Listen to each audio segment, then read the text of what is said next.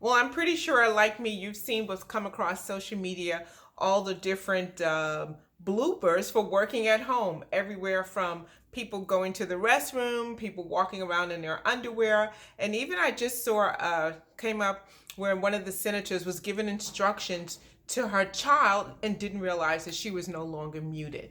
And so this working from home is a skill. It's not something we just send people home with laptops or send them home with VPNs and all of a sudden magically they know what to do.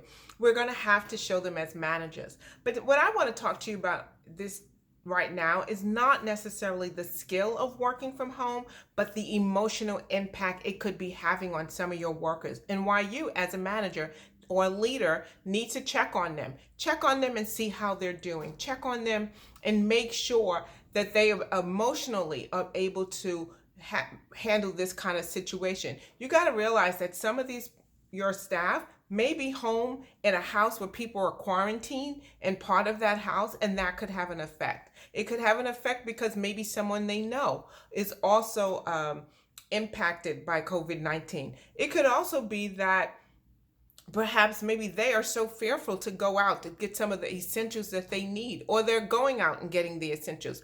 I don't know, whatever it is, but you need to check on your people. It's really important. And because there's might be a lot of pressure put on relationships that might have already been strained, and now they're in the house, for 24 hours of the day, not really giving any breathing room. Now they're learning how to not just live together, but work together. We have spent so much time making sure that our separate lives, our home life and our work life, was totally separate. And now look, it's all together. What can we do as managers? What can we do as leaders to help our employees through this very difficult time? Our employees who live on their own might be feeling a great sense of isolation and being by themselves because all of a sudden they're home 24 hours a day. The social network that they had built outside their home is not available to them.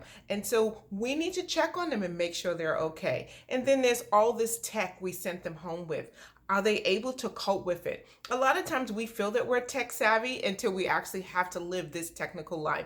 And with all the VPNs, the IMs, the Hangouts, the Zooming, the Skyping, the audio, Adobe Connects, whatever you're using, could be a little overwhelming to someone who's not used to working in that environment. So I just want to say, check on your staff, make sure that they're doing okay. Maybe you want to have a meeting with them just to say, hey, let's check in and see how's everybody's doing. How are you coping?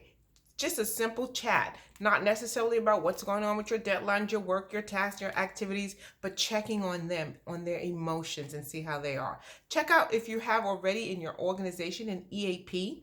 Go ahead and see what EAP, what kind of resources they have to support you so you can support them.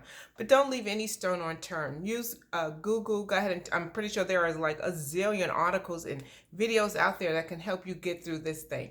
But don't think that everybody's okay because they're not, saying that they're not okay. It's a great way for you to continue to maintain a great relationship with your staff, even when you're not there physically in front of them. Let them know that you're still there supporting them.